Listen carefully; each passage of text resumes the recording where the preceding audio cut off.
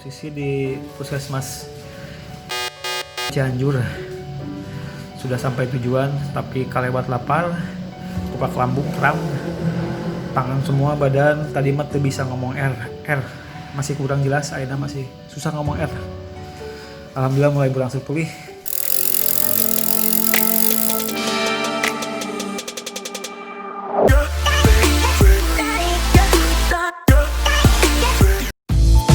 Assalamualaikum warahmatullahi wabarakatuh. Halo sobat goes, Imon di sini. Lagi kejadian berbahaya saya alami saat goes dari Sukabumi menuju Bendungan Cirata, Cianjur. Mohon disimak sampai selesai, jangan di skip agar tidak gagal paham. Di video kali ini saya ingin berbagi pengalaman yang saya alami secara langsung, bukan rekayasa apalagi settingan. Kejadian berbahaya yang bisa saja sampai menimbulkan kematian ini berawal dari hal sepele memang. Dan saya yakin banyak yang tidak akan memperhatikan hal seperti ini. Dengan video ini saya bertujuan agar kejadian fatal seperti ini tidak terjadi kepada para goeser, terutama goeser pemula. Tetapi sebelum lanjut ke pembahasannya, yuk diklik dulu tulisan subscribe yang berwarna merah di bawah, komen dan share jika bermanfaat.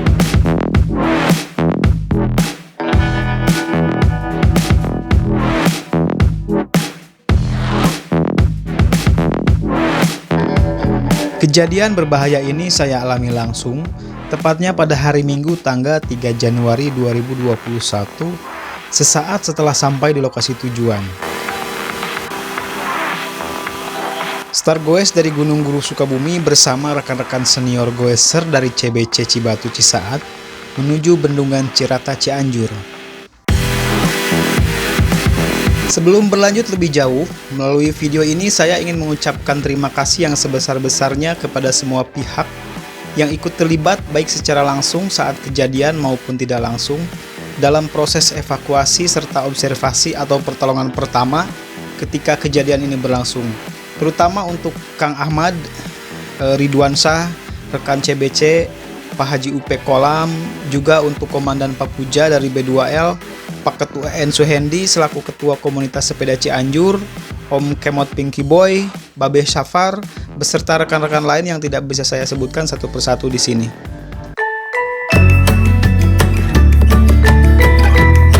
Singkat cerita, kami berempat, saya, Ridwan, Ahmad, dan Watatang, start goes dari Cisaat Sukabumi sekitar pukul 9 melalui Jalan Nasional Sukabumi Cianjur.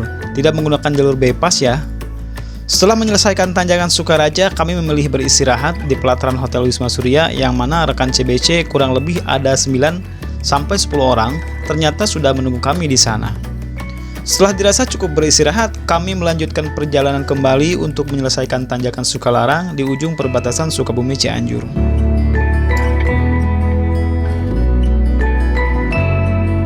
Agak berbeda memang, kali ini saya tidak banyak mengambil video saat mengaspal yang akan menempuh jarak kurang lebih 50 km ini.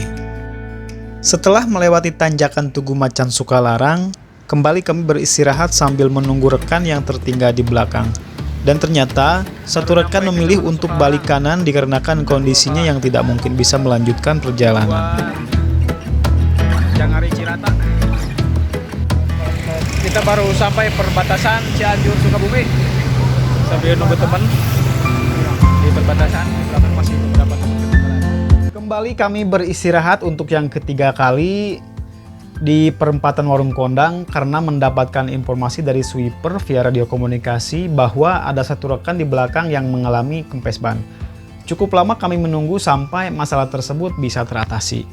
Sekira pukul 12 lebih waktu Indonesia bagian Barat, kami tiba di alun-alun Masjid Jami Mande dan kembali beristirahat untuk menunaikan kewajiban kami sebagai muslim. Di sini lutut saya mulai terasa gemetar dikarenakan jam makan sudah mulai terlewat. Saya pun mengajak rekan untuk mencari makan terlebih dahulu, namun dikarenakan jarak dari tempat kami beristirahat ke tujuan dirasa sudah dekat, kami pun memilih menunda makan siang sampai nanti tiba di tujuan. Perjalanan kami lanjutkan sambil sesekali mencari tukang warung nasi di sepanjang jalan yang kami lewati. Dan alhamdulillah perut saya sempat diganjal oleh satu potong paha ayam, goreng paha ayam. Kenapa tidak pakai nasi? Karena agar dirasa makannya biar lebih singkat, agar tidak tertinggal jauh oleh rekan yang sudah jalan terlebih dahulu di depan. Setibanya di lokasi tujuan, sekitar pukul 14 waktu Indonesia bagian Barat, kami langsung memarkirkan sepeda untuk beristirahat, melepas lelah, dan menuju bibir perairan untuk berselfie ria.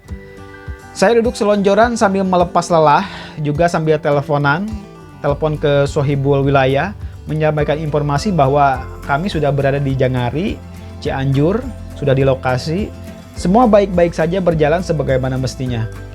Namun, hal itu tidak berlangsung lama. Tangan, kaki, serta dagu saya di sekitaran ini mulai merasa dingin, baal, serta kesemutan. Tidak cuma itu saja, saat saya mencoba meminta air minum kepada Ridwan, bicara saya balelol, kurang jelas, susah untuk mengucapkan huruf R. Mengucapkan huruf R itu susah seperti orang yang terkena stroke. Saya berusaha untuk tidak panik, tenang, sambil terus menghirup udara lewat hidung dan membuangnya melalui mulut. Tetapi karena saya masih sempat bercanda, sehingga teman-teman yang lain tidak menyadari bahwa saya sedang mengalami dispepsia atau apapun itu saya kurang paham. Yang saya tahu, kaki, tangan, serta dagu saya terasa kesemutan. Saya mencoba menunggu 5-15 menit sambil sesekali melihat jam yang ada di tangan untuk menghitung waktu. Tetapi setelah 15 menit terlewati, kondisi saya malah dirasa semakin bertambah parah. Saya pun langsung meminta kepada rekan terdekat yaitu Ahmad untuk mencari pertolongan pertama untuk dibawa ke puskesmas atau rumah sakit supaya secepatnya saya mendapatkan pertolongan. Dengan menggunakan angkot yang kebetulan waktu itu sedang memutar di dekat kami, saya dibawa Ahmad serta Ridwan menuju puskesmas atau rumah sakit terdekat. Singkat cerita, kami bertiga dibawa ke puskesmas Jamali Mande. Sesampainya di sana, saya langsung menyampaikan kepada nakes atau tenaga kesehatan apa yang sedang saya alami. Kemudian saya langsung ditangani. Kurang lebih 2 jam dirawat, kondisi saya berangsur membaik. Alhamdulillah, rekan-rekan gue semua, setelah tadi kurang lebih hampir 2 jam, saya mengalami step atau tukak lambung karena kelewat jam makan. Jadi waktunya jam makan, saya tidak makan. Sekarang posisi kita lagi nunggu jemputan dari teman-teman komunitas Cianjur. Sepeda yang dari Cianjur. Mantap, komunitas Cianjur. Karena koordinasi komandan Pak Puja dari Sukabumi B2L, akhirnya kita sekarang disuruh menunggu untuk dijemput sama rekan-rekan komunitas dari Cianjur. Terima kasih sebelumnya untuk komandan. Tadi narik makan ikan, berakhir di puskesmas. Mau bakar ikan, berakhir di puskesmas.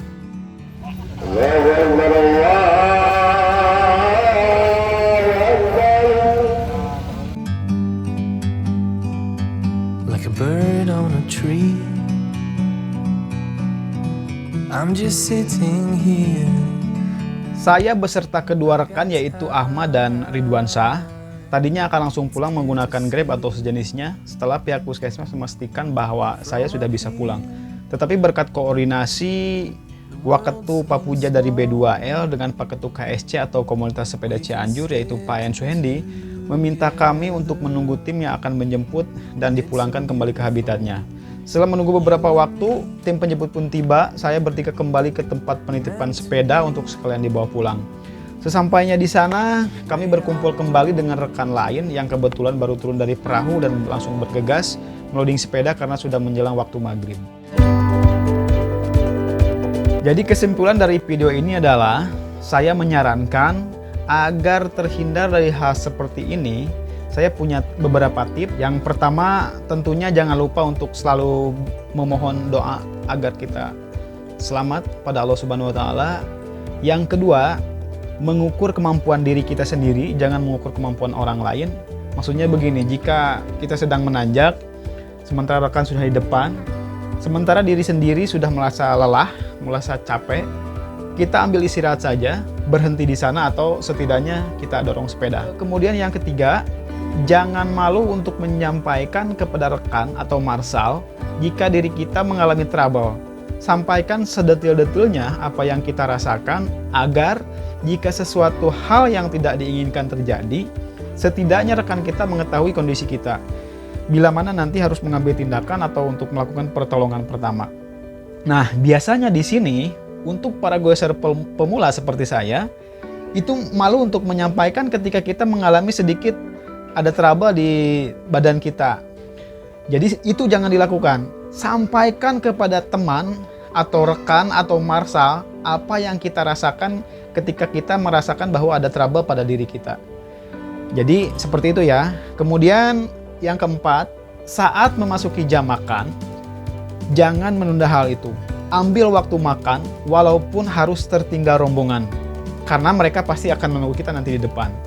Misalkan kita, aduh kalau kita nggak ajak temen nih, kita tanggung atau kita kagok atau gimana. Kita putuskan kita ambil makan. Meskipun kita konsekuensinya akan tertinggal rombongan. Karena tim marshal atau nanti tim sweeper akan mengetahui itu bahwa kita tertinggal di belakang. Mereka pasti akan menunggu, jangan khawatir. Kemudian yang terakhir, yang kelima, tetap menjaga silaturahmi agar digampangkan rezeki, banyak saudara, dan jangan lupa untuk tetap menyatu. Demikian video kali ini, semoga bermanfaat. Tetap jaga kesehatan. Goes majeng sahawae, kamana wae ira hawae, ari bisa ari daek. Salam 2 menit.